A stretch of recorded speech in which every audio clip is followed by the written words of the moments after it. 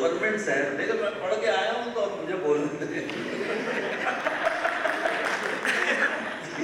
میں ایکچوئل باتیں کر رہا ہوں. تو چونکہ ابھی جوسی اسٹف تو آئے نہیں، تو لیکن یہ اہم پوائنٹ ہے، یعنی کہ وہ جو دی ہیگ کا قصہ ہے جس کے اندر سیکرٹری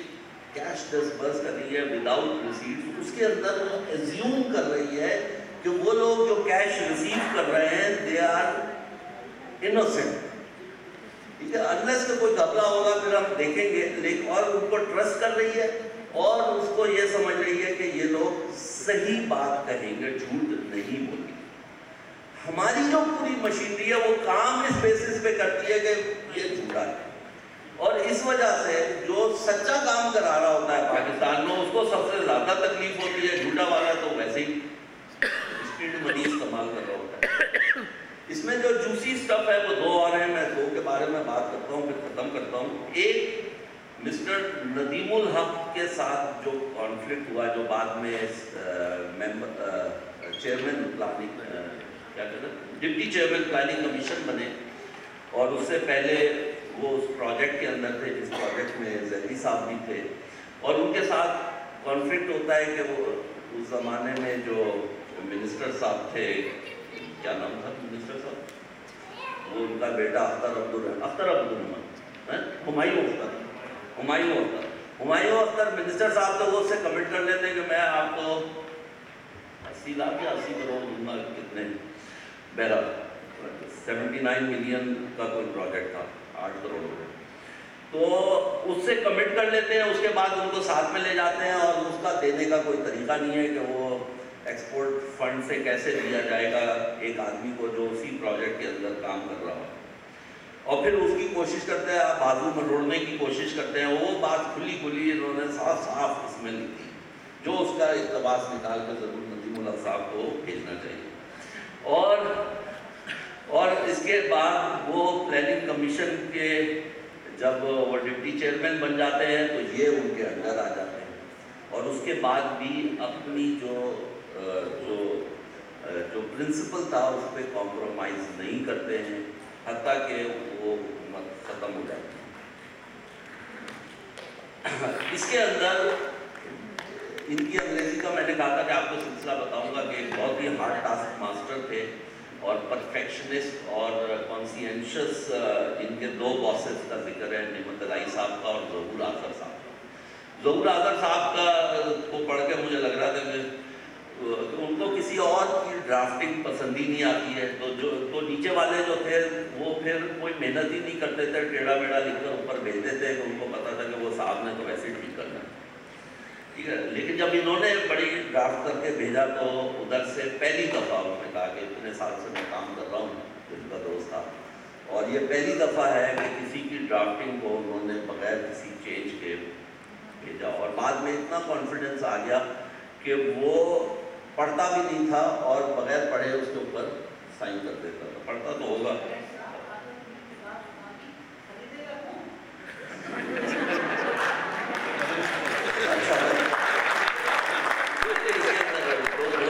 میں نے کتاب لی، میں تو آج کل کی بات بتا رہا ہوں.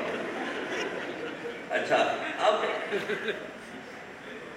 اس کے اندر جو خاص بات ہے کہ پریشر جو ہے وہ ہائیسٹ کوارٹر سے آتا ہے، سینئر سے آتا ہے، پرائم منسٹر سے آتا ہے، منسٹر سے آتا ہے، یو ایس اے سے آتا ہے، یو ایس ایڈ سے آتا ہے، اور ان کے کرونیز سے آتا ہے. اور اس پریشر کو کس طرح انہوں نے اس کا مقابلہ کیا. اس کے اندر سب سے انٹرسٹنگ جو واقعات ہیں آخر میں اور کافی تفصیل سے ہیں وہ افغان ٹرانزٹ ٹریڈ کی طرف سے ہیں، جس کے اندر امریکہ اور افغانستان اور انڈیا مل کر کوشش کر رہے تھے کہ کسی طرح اس افغان ٹرانزٹ ٹریڈ کی اجازت دے دیں، اور ہر قسم کے انہوں نے حربے ٹرائی کیے، اور اس کو ٹیکنیکلی جس طرح سے اس کا دفاع کیا گیا یا جس طرح سے ان نیگوسیشنز کو لے کر آگے گیا اور اس میں لکھا نہیں ہے لیکن میرا خیال ہے وہ آئی ایس آئی کا پریشر ہوگا. تو مجھے اندازہ ہو رہا تھا کہ کچھ صاحب تو کہ جو جہاں یعنی کہ میں آپ پروجیکٹس ہوتے ہیں نا وہ جناب یہ سوچ لیں کہ وہ پاکستانیوں نے نہیں بنائے، اور وہ یو ایس ایڈ اور یہ فلاں فلاں فلاں جو آئی ایم ایف ہیں یہ پروجیکٹ بناتے ہیں، ہم ان کو ایگزیکیوٹ کرتے ہیں، اور بقیہ پھر ہمارا حال وہی ہوتا ہے جو ہمیں آج کل نظر آتا ہے۔ چونکہ میں نے آپ کو بہت زیادہ بور کر لیا ہے، مجھے پرچی بھی مل چکی ہے، تو کراچی والوں نے تو کہتا ہے پرچی تو شکریہ بہت بہت مجھے موقع ملا۔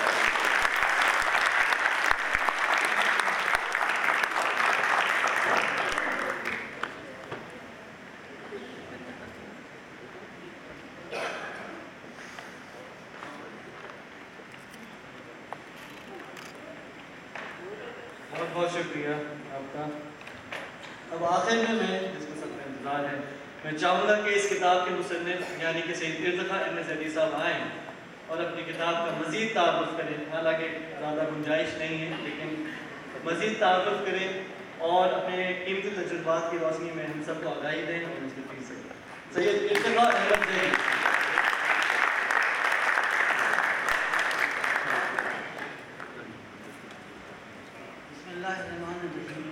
السلام علیکم۔ وعلیکم السلام۔ میں نے اتنی مفصل ان کی سننے کے بعد مجھے خود حیرت ہو رہی تھی، کیا واقعی میں نے یہ باتیں لکھی نہیں کتاب میں نے اتنی تفصیل سے کتاب میں نے خود بھی نہیں پڑھی، اتنی تفصیل سے ساری باتیں بتا دی ہیں۔ میں بہت مشکور ہوں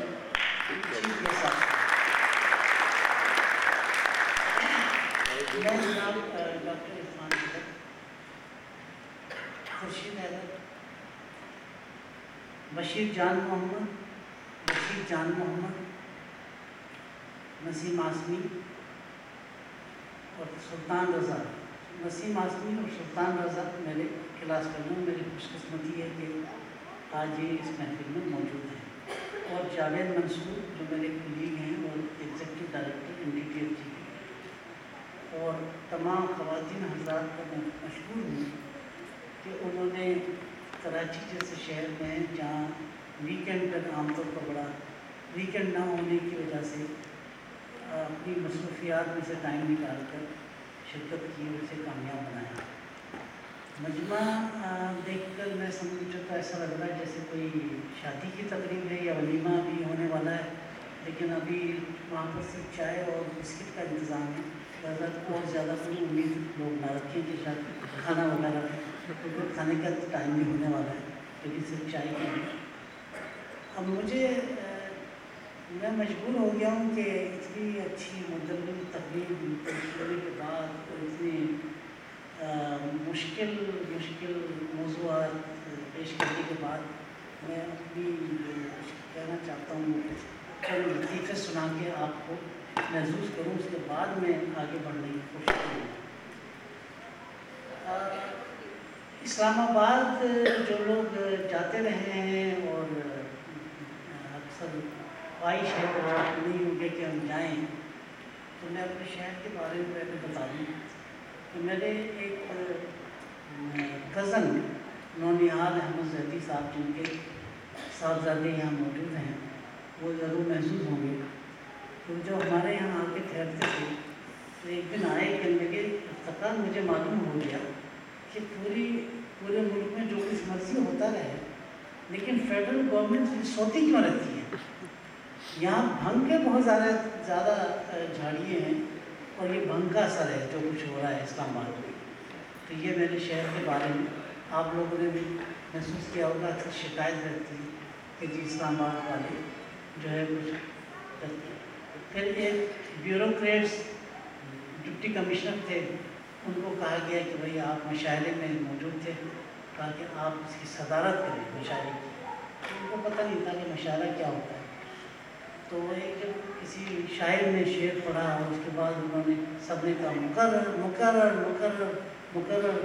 انہوں نے ایک آدمی کو اشارہ کیا، ادھر آؤ، وہ آیا، بولے سب لوگ شور کیوں مچا رہے ہیں؟ تو انہوں نے کہا جی یہ کہہ رہے ہیں کہ بہت اچھا شعر ہے، ایک دفعہ پھر پڑھیں۔ تو اس نے کہا اچھا ٹھیک ہے، اس کو تو سنانا تو پوری غزل بعد میں ان لوگوں کو سمجھ میں آیا۔ جب وہ تقریب جو وہ مشاعرہ وہ اس نے غزل سنا دی تو انہوں نے کہا اسٹیج پہ آ کے کہا کہ دیکھیے please listen carefully, he is not your servant that he is going to repeat again and again. اس کے بعد ایک جو تھے گورنر پنجاب, آپ کو یاد ہوگا جنرل عتیق الرحمان, گورنر پنجاب کے چیئرمین پبلسٹی کمیشن بھی رہے. تو انہوں نے کئی تقریر کی, ایک مہمان خصوصی تھے, بہت سارے وعدے کیے جو پورے نہیں کیے. تو انہوں نے لوگوں نے سوچا کہ ایک دفعہ پھر انہیں بلائیں, ان کے وعدے انہیں یاد کرائیں کہ جناب یہ آپ نے کہہ کے گئے تھے پھر کیا ہوا. تو وہ جو اسپاس نامہ پیش کرنے لگے, انہوں نے کہا حضور اقدس نے فرمایا تھا, حضور انور نے یہ بھی کہا تھا, اور ان کو وعدے سارے یاد دلائے. کہنے لگے ہو از دس ایڈیٹ, حضور انور جو وعدے کر لیتا ہے اور جناب پورے نہیں کرتا, اس وقت کل میرے پاس پیش کر دو. پھر ایک سیاستدان کا لطیفہ ہے کہ انہوں نے کوئی تقریب میں جانا تھا تو اپنے پی آر او کو کہا کہ مجھے تقریر لکھ کے دے دو. اس نے تقریر لکھ کے دے دی تو اس نے کہا کہ جناب آپ پڑھ لیجئے, ایسا نہ ہو کہ تقریر کرتے ہوئے کوئی آپ غلطی کر جائیں. کہہ رہی ہے اردو میں پڑھ لوں گا. ان کا پھر بھی آپ پڑھ تو لیں, لیکن انہوں نے کہا کہ بھئی میں پڑھنے سے پہلے پڑھا تو ہے میں نے, لیکن ایک لفظ مجھے سمجھ نہیں آیا, یہ 112 کبوتر کیوں لکھا ہے آپ نے؟ اس نے کہا حضور یہ 12 اکتوبر ہے. کہنے لگے میں ہارٹ پیشنٹ ہوں, اس قسم کی باتیں نہ لکھا کروں. تو اب میں جہاں موضوع کی طرف آتا ہوں, جب میں نے یہ کتاب لکھی تو میں نے آن لائن میرے جو بڑے اچھے دوست تھے ڈاکٹر عابد سہیلی, وہ جس کا تعارف بڑی ڈیٹیل میں انہوں نے خورشید حیدر نے بھی کرا دیا, بہت نامی گرامی ایس ڈی پی آئی این جی او ہے, اس کے ایگزیکٹو ڈائریکٹر ہیں. انہوں نے جب میں نے آن لائن ان کو یہ بھیجی تو انہوں نے کہا کہ بھائی یہ اتنی اچھی کتاب ہے, اتنی اچھی کتاب ہے کہ آپ میرے فورم سے اس کو میں اسپانسر کرنا چاہتا ہوں, آپ یہاں یہ تقریب کریں. میں نے کہا جناب میں تقریر تو یہاں ضرور کروں گا, لیکن یہاں تو لوگ جو ہیں اردو کی کتاب دیکھ کے حیران پریشان ہو جائیں گے کہ یہ کیا ہو گیا, ایک سرکاری افسر کو یہ کیا مسئلہ ہو گیا کہ اس نے اردو میں کتاب لکھ دی. اور دوسری بات یہ یہاں کو لوگ خواب بھی انگلش میں دیکھنا پسند کرتے ہیں, تو یہ میری اردو کی کتاب کو پذیرائی کہاں دیں گے؟ انہوں نے کہا ہاں یہ بات تو آپ صحیح کہہ رہے ہیں. میں نے کہا میں اب اس کا ایک انگلش ورژن نکالوں گا, وہ آپ کے فورم سے ضرور میں لانچ کروں گا. تو اس طرح سے پھر میں نے,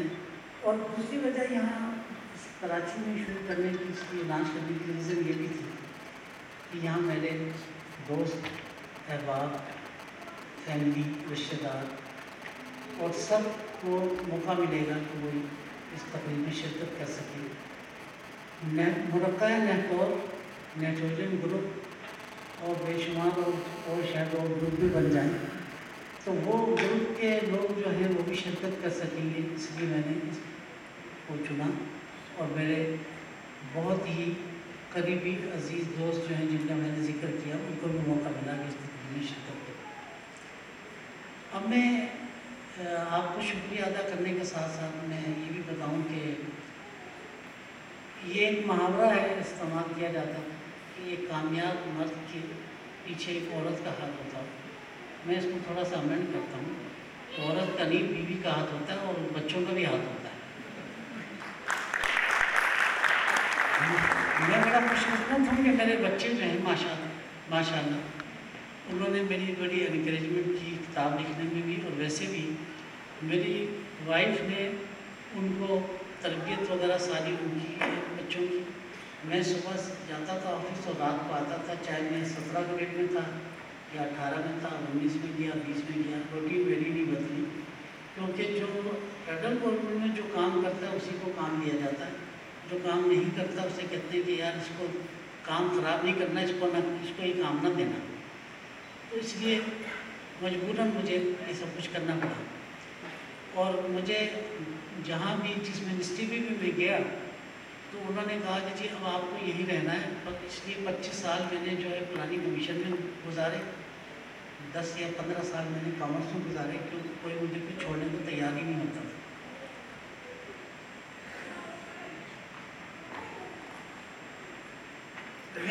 کتاب نوجوان نسل کے لیے ایک پیغام بھی ہے کہ اگر آپ نے ایمانداری سے ملازمت کرنی ہے تو پھر گورنمنٹ میں نہ آئیں، اور اگر آنے کا ارادہ کر لیا ہے تو پھر یہ بھی تیار ہو جائیں کہ آپ کو کتنی مشکلات پیش آئیں گی۔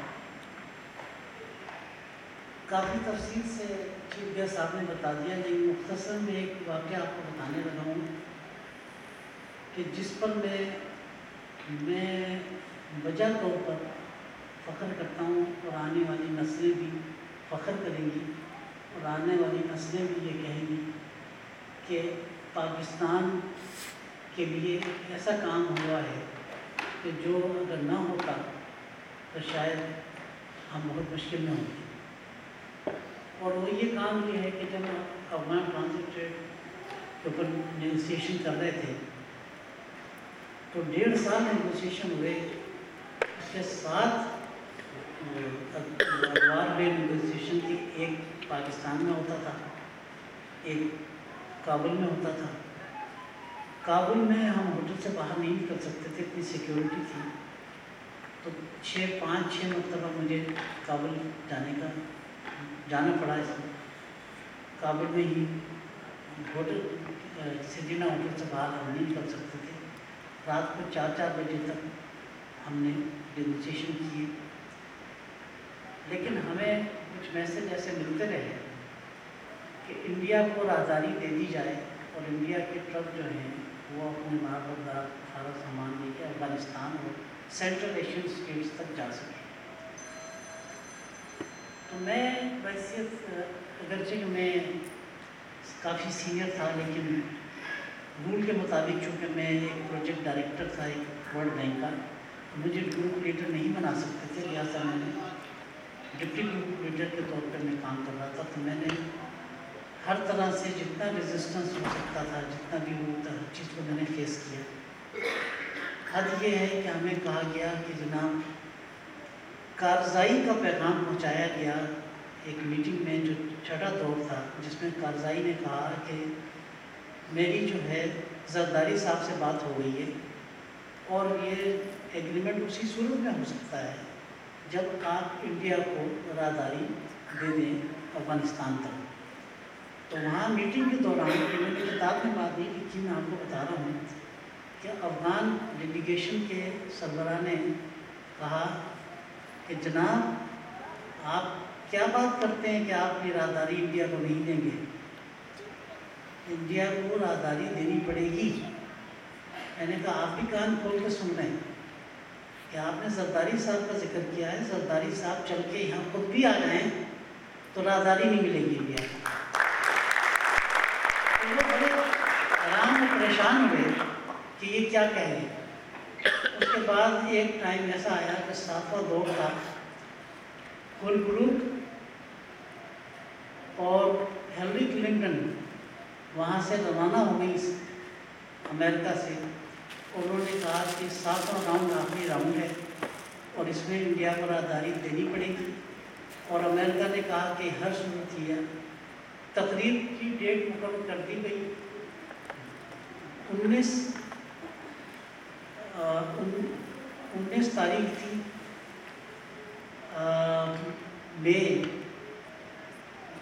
مئی کی 19 تاریخ تھی غالباً، اور کہا گیا کہ جناب علی یہ آج ایگریمنٹ 19 تاریخ کو سائن ہو جائیں گے اور یہ پریزیڈنٹ ہاؤس میں ہوں گے اور اس میں یہ شرکت کریں گے ہیلری کلنٹن اور ہولبروک۔ جو لیڈر آف ڈیلیگیشن تھے حمایت اللہ میرے پاس آئے، مغرب کا وقت تھا، چائے کا وقفہ تھا، میں بیٹھا چائے ذرا سستا رہا تھا، میرے پاس آ کے انہوں نے میرا بازو پکڑا، لے کر کے جا کے کہنے لگے زیدی صاحب میں بہت سخت پریشان ہوں، مجھے ابھی میسج ملا ہے کہ آپ کو ہر صورت جو ہے یہ ایگریمنٹ جو ہے کل سائن کرنا ہے، اور وہ ابھی تک اڑے ہوئے ہیں اس بات پر کہ راہداری دے دی جائے گی۔ اب میں آپ سے ایک ریکویسٹ کرتا ہوں کہ آپ اپنے جو دوست ہیں، اکنامک سیکشن کے دوست تھے، میں ان کا نام اب کتاب میں لکھ چکا ہوں، یہاں بتانے میں کوئی حرج نہیں، کرسٹین جو تھے مالی سیکشن کے، انہوں نے کہا اب آپ ان کو بلائیں اور ان کو واضح طور پر بتائیں ان کی ہیلپ لیں کہ اس مسئلے کو کیسے ہیلپ، کیونکہ امریکہ پریشر ڈال رہا ہے۔ میں نے کرسٹن کو فون کیا کہ کتنی دیر میں پہنچ سکتے ہو، وہ تو تیار بیٹھا تھا کہ وہ سمجھا کہ شاید اب امریکہ کی بات مانی جا رہی ہے۔ اس نے کہا 15 منٹ میں آ جاتا ہوں۔ 15 منٹ میں پہنچ گیا، ساتھ اپنے 2 امریکن اور لایا، ایک خاتون تھی اور ایک اور کوئی امریکن تھا۔ حمایت اللہ نے کہا کہ زیدی صاحب میں اس پورے نیگوسیشن میں بالکل نہیں بولوں گا، آپ جو ان سے بات کریں گے صرف آپ بات کریں گے، مجھے ضرورت پڑی تو میں کچھ ایڈیشن کروں گا، لیکن یہ آپ مجھ سے بات کریں گے۔ اب میں آپ کو اس کے ایگزیکٹ جو کچھ ہوا وہ اگر میں پڑھ کے سناؤں شاید ٹائم لگے گا۔ میں نے اس سے جب آیا تو اس نے آتے کے ساتھ ہی سوال کیا مذاکرات کیسے چل رہے ہیں؟ میں نے کہا کہ بہت مشکل مرحلہ ہے، ہم پہ دباؤ ڈالا جا رہا ہے کہ جناب آپ جو ہے یہ دے دیں یادداری، لیکن یہ کبھی ہو نہیں سکتا، یہ مذاکرات یہ ایگریمنٹ سائن نہیں ہو سکتا۔ اس نے کہا زیدی صاحب آپ کیا بات کر رہے ہیں، پھول بلوک وہاں سے روانہ ہو گئے ہیں، ہیلری کلنٹن آ رہی ہیں، زرداری صاحب نے ڈیٹ دے دی ہے، ایگریمنٹ سائن ہونے والا ہے، آپ کیوں ایسا کر رہے ہیں؟ اور کیا زرداری صاحب اور کارزائی صاحب کے آپس میں بات چیت ہو گیا ایگریمنٹ ہونے کے باوجود، کیا آپ یہ کام نہیں کریں گے، سائن نہیں کریں گے؟ میں نے کہا کہ بالکل نہیں کریں گے، اس لیے کہ آپ کو گورنمنٹ کا رولز آف بزنس کا نہیں معلوم، آپ غلط لائن پر جا رہے ہیں۔ رولز آف بزنس میں ہم پرائم منسٹر کے انڈر ہیں، منسٹری پرائم منسٹر جو ہے ہمیں اس پورے نیگوسیشن میں پرائم منسٹر سے ہم ڈائریکشن دیتے ہیں، پریزیڈنٹ کا کوئی رول نہیں، تو آپ غلط جگہ کام کریں۔ تو انہوں نے کہا اچھا اگر فرض کیجیے کہ آپ کو پرائم منسٹر کی طرف سے انسٹرکشن آ رہے ہیں کہ آپ یہ ان کو راہداری دینے پر راضی ہو جائیں اور ایگریمنٹ سائن کر دیں، تو میں نے کہا نہیں ہم پھر بھی نہیں کریں۔ کہنے کہ کیوں؟ میں نے کہا اس لیے کہ ہمیں ان رائٹنگ ہمیں چاہیے ہوں گی۔ اس نے کہا اچھا چلیں اگر ان رائٹنگ آ جائیں، فرض کر لیں کہ ان رائٹنگ آپ کو آ جاتی ہے انسٹرکشن، پھر آپ کیا کریں گے؟ میں نے کہا اگر فرض کرنا ہی ہے تو یہ بات بھی فرض کر لیں کہ ہم پھر بھی سائن نہیں کریں گے، اور اگر یہ سائن ہوئے، یہ ایگریمنٹ سائن ہوا اور انڈیا کو راہداری دی گئی تو پھر حکومت کا تختہ الٹ جائے گا۔ تو کہنے لگے نہیں میں کبھی نہیں چاہوں گا، میں کبھی نہیں چاہوں گا کہ ایسا ہو، ہم نہیں چاہتے کہ ملک پہ فوج قبضہ کر لیں۔ اب یہ بات جو تھی، یہ سننے کے بعد میں نے کہا اب مجھے آپ بتائیں کہ اب کیا کرنا ہے۔ میں نے کہا اب آپ نے کارروائی پہ کام کرنا ہے، اب آپ نے کارروائی کو کہنا ہے کہ آپ نے انسسٹ نہیں کرنا، یہ ممکن نہیں ہے کہ انڈیا کو راہداری دی جائے، یہ پاسبل ہی نہیں ہے، یہ ہو ہی نہیں سکتا۔ اس نے کہا اچھا ٹھیک ہے۔ وہ گیا، اس نے اپنی ایمبیسڈر سے بات کی، ایمبیسڈر نے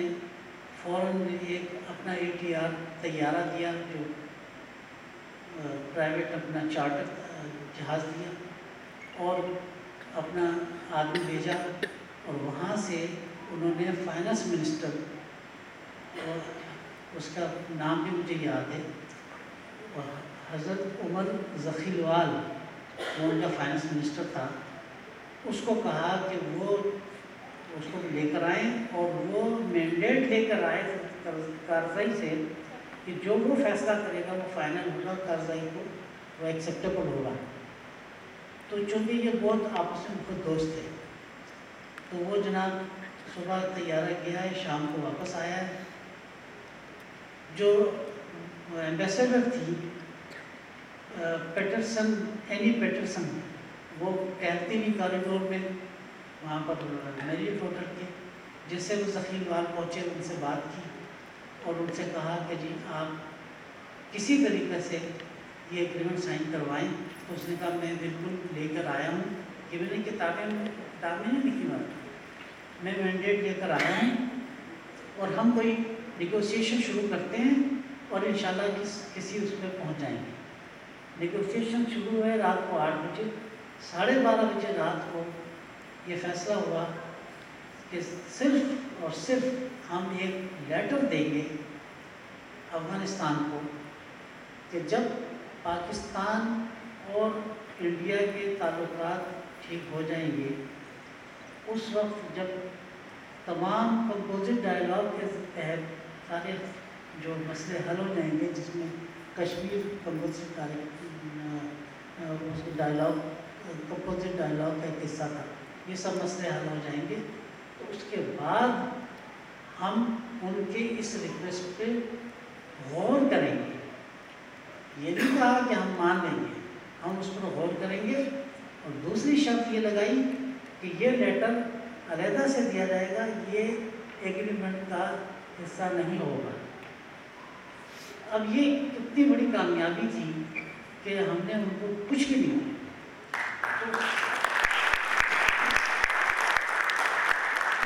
तो हम वो एग्जीक्यूटिव लॉन्च में बैठे थे, टीवी पर खबर चल रही थी कि कल जो है एग्रीमेंट साइन होने वाला है